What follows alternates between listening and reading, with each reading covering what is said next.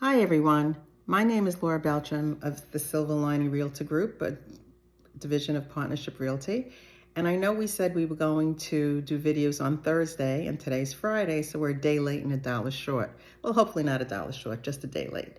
But I wanted to get back to you regarding some information that I've recently heard. I'm not going to be talking about individual communities today, but I'm talking about the new law that was first drafted and passed in 2022, and then there was some revision in 2023. And this is the condo co-op law. As we know, with the Surfside collapse in Miami, many people died, and it was a tragedy that no one wants to have repeated.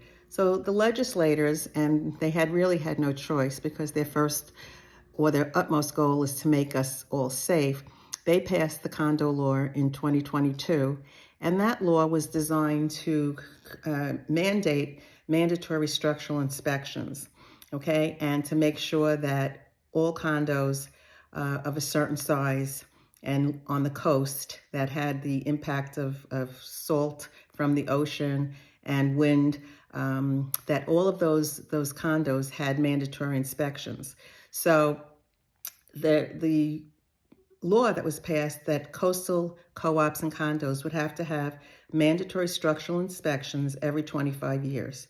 And also the buildings, especially owner managed co-op boards or HOA associations, could not defund the reserves or not have reserves that were insufficient in order to do the repairs. So they had to fully fund the reserves. Okay. Now, I know that sometimes that's an impact, especially when you're living in a condo and you have monthly HOAs, and no one wants the HOAs fees to go up significantly. But, it's a matter of balancing cost and safety. And I think in this regard, we have to have a safe environment.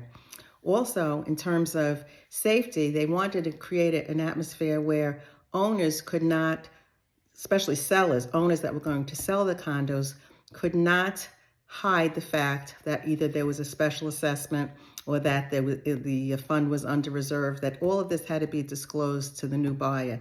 Because especially if you're trying to buy a condo or a co-op, you want to know if there's a huge assessment going down the road. So, seller disclosure has to occur, all right? And that just makes sense, especially if you're trying to buy an apartment and then you realize, wait a minute, they have a $60,000 assessment, I can't afford this. But they did get some pushback. And so in 2023, they decided to just tweak the law a little bit. So instead of having 25 years to complete the structure, when a home reaches 25 years, a condo reaches 25 years, they have to do an inspection or a structural inspection. They increased it to 30 years, and instead of it just affecting coastal co-ops and condos, it's every co-op and condo over a certain size. All right, so, and they increased the age of the mandatory inspection to 30 years. Okay, however, they did have a caveat that local inspectors or local agencies can mandate a building that's 25 years old if they feel it's impacted by environmental issues like salt water, wind, and if they think that it needs to be done in 25 years, that the local officials can do that. They also changed the law so that many more inspectors can be hired, but they have to be under the auspices of a licensed architect or a licensed engineer.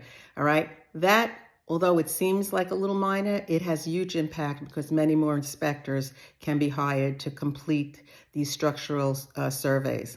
All right, so that's really a win for us, so that, or for the co-ops and condos, so that they can be timely in having these inspections done.